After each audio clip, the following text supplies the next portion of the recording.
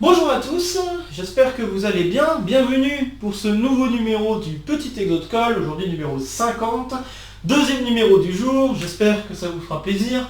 Et donc pour aujourd'hui, nous allons chercher à démontrer une inégalité très classique, mais cette fois-ci en utilisant des outils qui sont nouveaux au programme de classe prépa, donc des outils d'optimisation.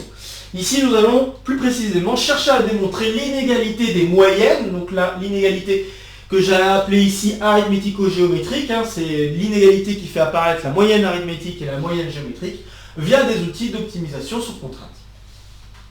Ok, alors pour rappel, pour ceux qui n'auraient peut-être jamais vu cette inégalité, on ne sait jamais, même si c'est une inégalité très classique, eh bien l'inégalité est la suivante: pour tout n entier naturel non nul, et pour tout uplet n uplet de réel positif,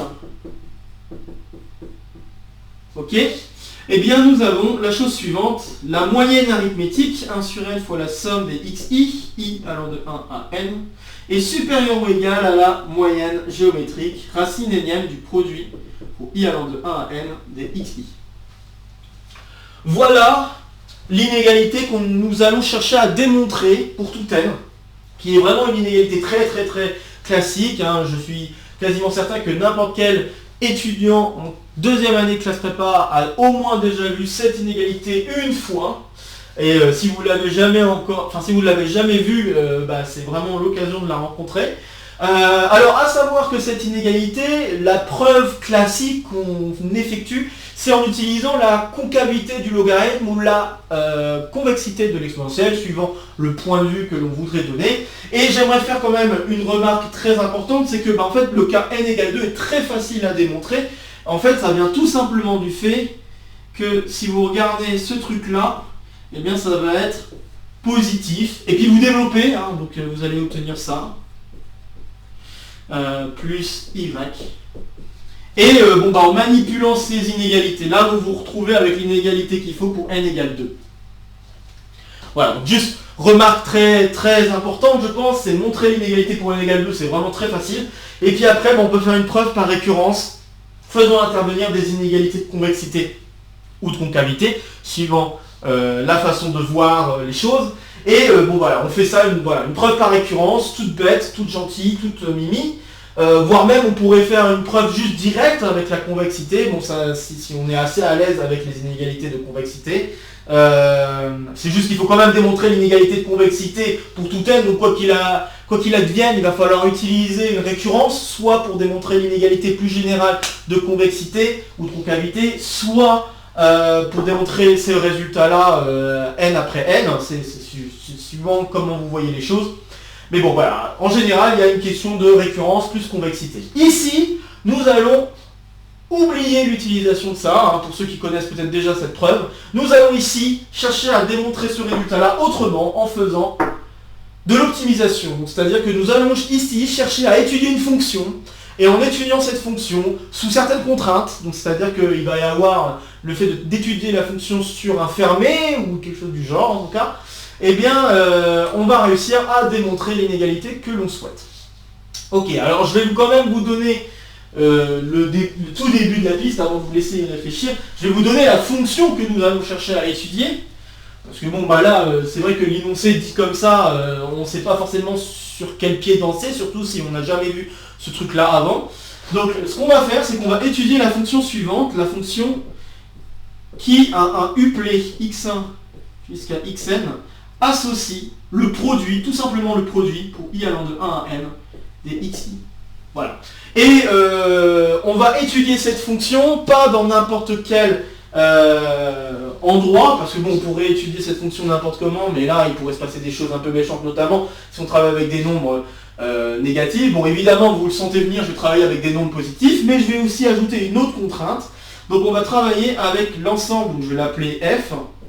On va l'appeler, peut-être pas f, parce que sinon ça peut être... je vais l'appeler k.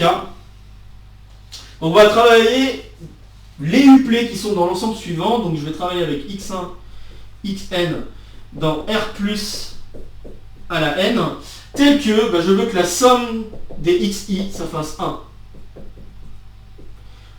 Voilà dans quel ensemble je vais travailler cette fonction-là. Et donc en étudiant cette fonction, Je vous demande de démontrer l'inégalité des moyennes, donc l'inégalité de moyenne arithmétique et géométrique. Bon, maintenant que je vous ai donné les premiers pas, à vous de compléter ces premiers pas et d'avancer jusqu'à démontrer ce résultat-là de manière un peu plus générale. Parce que là, vous allez réussir à démontrer le résultat dans un cas particulier et après, bien sûr, il va falloir se ramener au cas plus général.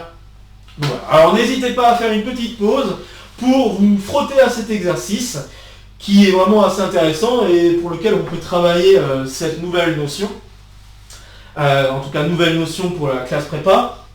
Et bon voilà, donc faites une pause, hein, comme d'habitude, vous connaissez la chanson, pour essayer de faire les choses avant que je ne vous propose une résolution. Ok, bon alors on est parti pour une résolution donc. Alors ce que je vais faire, c'est que je vais démontrer que la fonction qui est ici admet un maximum, et en plus de ça, ce maximum, il va être... alors,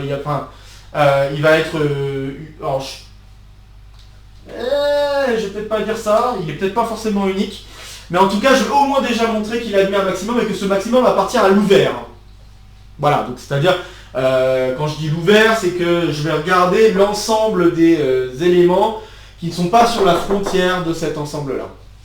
D'accord? Donc ça appartient à l'ensemble ouvert dans le cas. Donc c'est ça que je vais faire dans un premier temps. Et une fois que j'aurai démontré ça, eh bien, je vais pouvoir utiliser un gros résultat d'optimisation qui va me permettre d'amener à ce type d'inégalité. Bon, très bien, alors je vais commencer à l'écrire. Donc il faut déjà remarquer que l'ensemble K qui est ici est un ensemble fermé borné. Donc c'est un compact. Ah, d'accord, donc alors pourquoi K est compact? Parce que c'est clairement infermé. Donc infermé, pourquoi? Parce que si on pose la fonction G qui à x1, xn associe la somme des xi, il y a un nombre de 1 à n. Si je prends cette fonction-là c'est bien une fonction continue. Et donc, par conséquent, ici, si je veux regarder G-1 du singleton 1, c'est exactement l'ensemble que je regarde. Hein. Donc ça, c'est exactement K, et ça me permet de montrer que c'est infermé. Voilà. Puisque c'est l'image réciproque une fonction continue d'un ensemble fermé. Ça va. Et puis il y a un autre truc, c'est que c'est borné, hein, c'est bien un ensemble borné parce que vous pouvez utiliser, donc vous pouvez remarquer qu'en fait on se retrouve avec la norme 1. Hein, je vous rappelle que cette somme-là, on n'est pas en train de faire n'importe quoi. Donc, alors oui, j'ai oublié de préciser, G-1 de 1, c'est pas tout à fait égal à K, mais seulement si je me restreins à des éléments qui sont dans R+, hein, d'accord? Je vais préciser. Donc oui, c'est continu. Et il faut que j'essaie de le restreindre. Donc là, il faut que je l'écrire ici. Si je le restreins à R+ à la n. D'accord, je précise quand même, parce que bon, pour avoir l'impression que je peux prendre des nombres négatifs, encore une fois, mais je ne veux pas prendre des nombres négatifs. Donc on se retrouve avec ça. Très bien. Et donc borné, ça vient juste du fait que c'est exactement la norme 1 en fait. Hein. Donc si je regarde la norme 1, la norme 1, donc c'est égal à exactement G de x1, xn. Et ça, c'est égal à 1. D'accord? Donc ça veut dire que c'est borné pour la norme 1. Et si c'est borné pour la norme 1, c'est borné pour n'importe quelle norme. Hein. On travaille en dimension finie. Donc c'est bon. Pas de souci. On peut utiliser le fait qu'on a affaire à une dimension finie pour conclure que c'est borné pour n'importe quelle norme. Ok, donc K c'est bien un ensemble compact, et comme f est une fonction, c'est assez simple à vérifier, f est une fonction polynomiale, en les xi, donc c'est une fonction continue, vous avez une fonction continue sur un compact, alors ça veut dire que cette fonction est bornée et atteint ses bornes. Donc f est polynomiale en les xi, ce qui implique que f est continue. Et comme f est continu, k est compact, ça implique que f admet des bornes des bornes qui sont atteintes.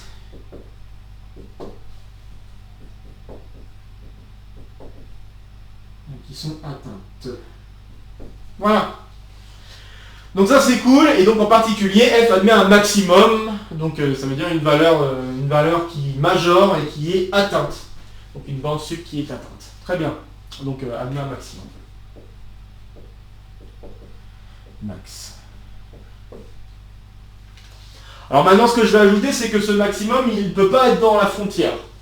Enfin, ouais, alors, quand je dis dans la frontière, je dois être un tout petit peu plus précis que ça. Ce que je veux dire, c'est que ça n'est pas un élément qui est tel que 1 des xi vaut 0. Voilà, je vais éviter juste être dans...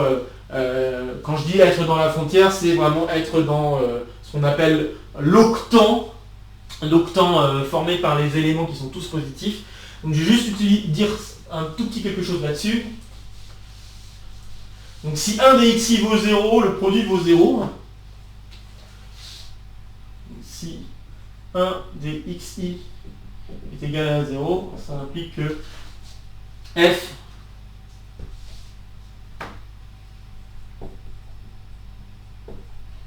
est égal à 0. Et donc il n'y a aucune chance que ce truc-là soit un maximum.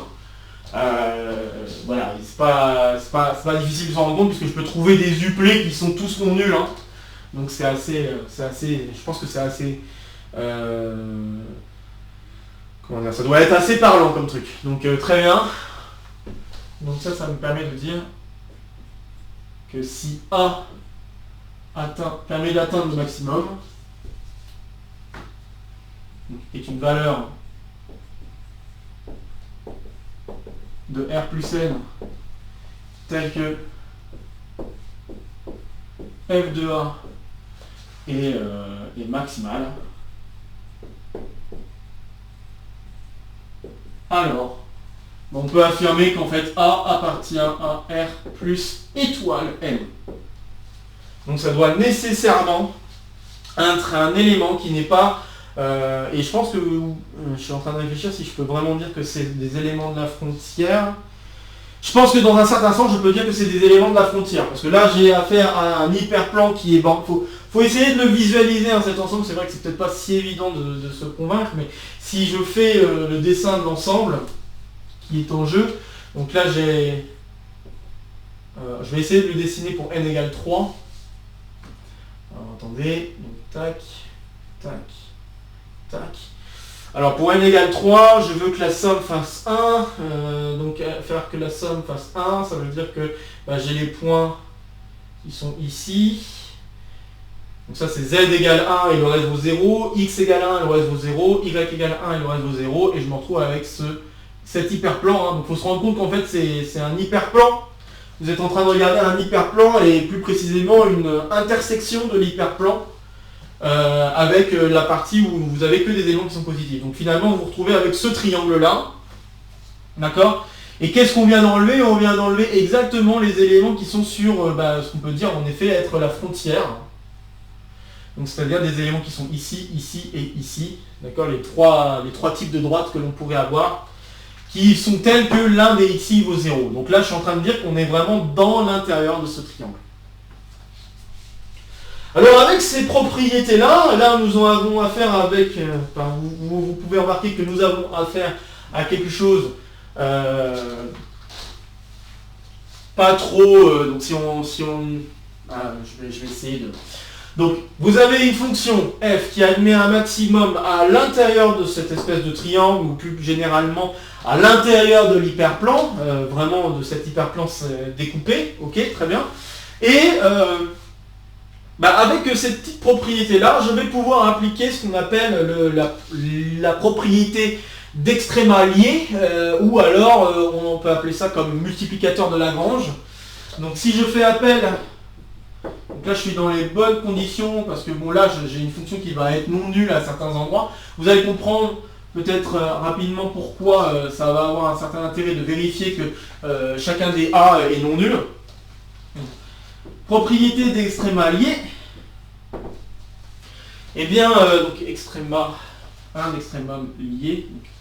Propriété des extrêmes alliés, qu'est-ce que ça va me dire? Ben, ça va me dire que si je regarde la dérivée de f en un certain xi, calculé en ce maximum, eh bien ça c'est la même chose que lambda fois la dérivée de g par rapport à ce même xi, calculé en a. Donc je vais pouvoir affirmer la chose suivante. Il existe un lambda dans R, bon a priori dans R+, même, tel que, eh bien pour tout A, pour tout I, pardon, pour tout I dans 1N,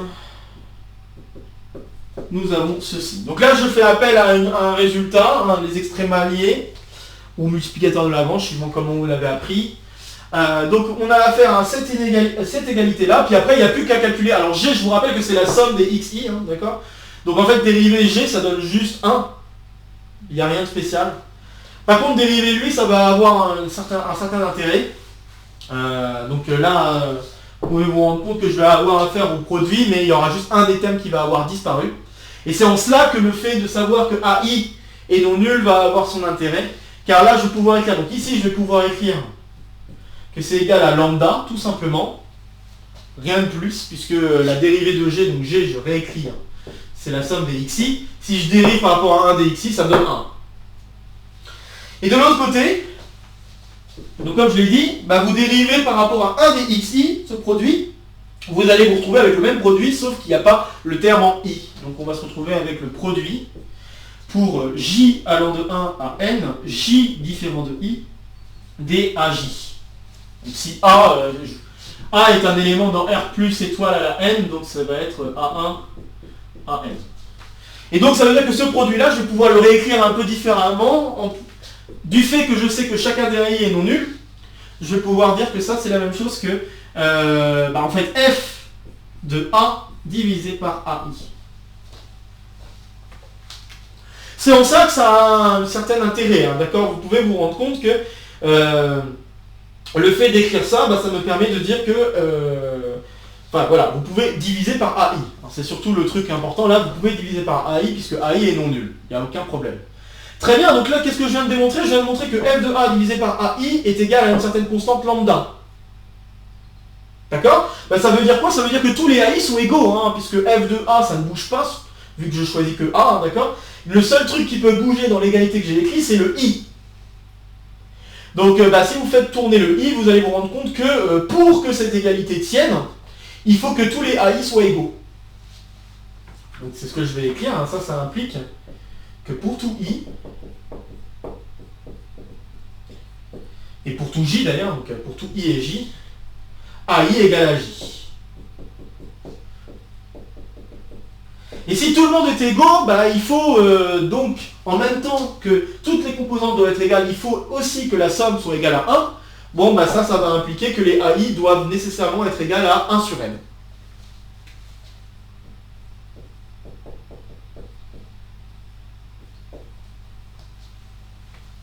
Donc pour tout i. Bon voilà, j'ai trouvé un maximum. Super. Et en plus, il se trouve que ce maximum est unique. Ça aussi, c'est encore mieux. C'était pas dit au début. C'était pas forcément dit au début. On aurait peut-être pu faire une étude un peu plus poussée pour mettre en avant que ce maximum est unique. Mais bon, là, avec directement ce résultat des extrêmes alliés, on arrive au résultat voulu. Donc, c'est-à-dire qu'on n'a vraiment qu'un seul maximum. Alors, c'était pas forcément voulu ça, mais en tout cas, pour atteindre ce maximum, il faut que tous les AI soient égaux. Très bien.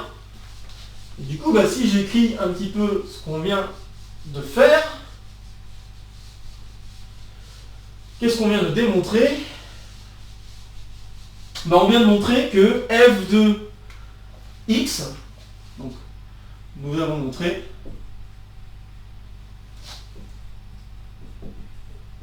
que f de x, qui est ici le produit des xi, le produit des xi, i allant de 1 à n, eh bien on vient de montrer que ça c'est la même chose que 1 sur n, enfin c'est la même chose, c'est inférieur ou égal à 1 sur n à la puissance n. Et donc si vous regardez l'inégalité qu'il fallait démontrer au départ, on l'a. Oui, on l'a, c'est juste qu'il faut mettre à la puissance n l'inégalité que j'ai écrite. Si vous mettez à la puissance n l'inégalité que je viens d'écrire, et que vous avez la condition que la somme des xi vaut 1, eh bien, vous avez obtenu l'inégalité i. Ok, sauf que vous ne l'avez pas obtenu dans tous les cas, vous l'avez obtenu dans le cas de figure où la somme des xi vaut 1. Donc on n'est pas si loin du résultat, il suffit de faire un dernier truc pour qu'on obtienne le résultat dans tous les cas de figure. Il suffit en fait de se ramener. Donc si je prends n'importe quel uplet, x1, xn, ce que je peux faire c'est prendre la somme et diviser par la somme. Alors bien sûr il y a un cas de figure que je vais devoir traiter à part, c'est le cas de figure où la somme est nulle. Alors le cas où la somme est nulle, ça veut dire que tous les xi sont nuls, et dans ce cas-là, il n'y a rien à dire. Ok. Donc, maintenant si je veux le cas général, donc le cas général, je suis en train de dire que si la somme des xi est égale à 0, donc i allant de 1 à n, si cette somme est égale à 0, ça implique que tous les xi sont nuls, parce que je fais une somme de termes positifs qui doit être égale à 0, donc ça veut dire que chaque terme vaut 0. Donc ça c'est bien. Et puis ça va donc impliquer, donc si tous les xi sont nuls, l'inégalité i est automatiquement vérifiée. Donc i est automatiquement vérifiée. Donc maintenant il n'y a plus rien à dire, il n'y a plus qu'à se ramener au cas où si la somme des xi est différente de 0, ce qu'on peut faire, c'est faire la chose suivante. À partir de ce truc-là, ce que je peux faire, c'est juste diviser par la somme. Donc si je divise par la somme chacun des coefficients, donc j'ai x1 divisé par la somme des xi, jusqu'à xn divisé par la somme des xi. D'accord? Et bien ça, c'est exactement dans K. Je peux m'assurer que ce truc-là, c'est bien dans K. Tous les xj divisés par les sommes de xi vont être des éléments positifs. Et en plus de ça, la somme de ces composantes est égale à 1. Donc ça marche. Ça va bien être un élément qui est dans K. Maintenant que j'ai affaire à un élément qui est dans K, je peux appliquer l'inégalité qui est là-haut. Et je me retrouve avec le produit pour i allant de 1 à n de... donc on va faire attention aux indices, de xi sur la somme pour j allant de 1 à n des xj. Ça doit être inférieur ou égal à 1 sur n à la n. On se rend compte que cette somme-là, elle apparaît n fois, donc ça va être mis à la n, et ça va me permettre de mettre l'égalité suivante. Le produit pour i allant de 1 à n des xi est inférieur ou égal à la somme des xj divisé par n mis à la n. Et ça, c'est exactement l'inégalité i que l'on souhaitait.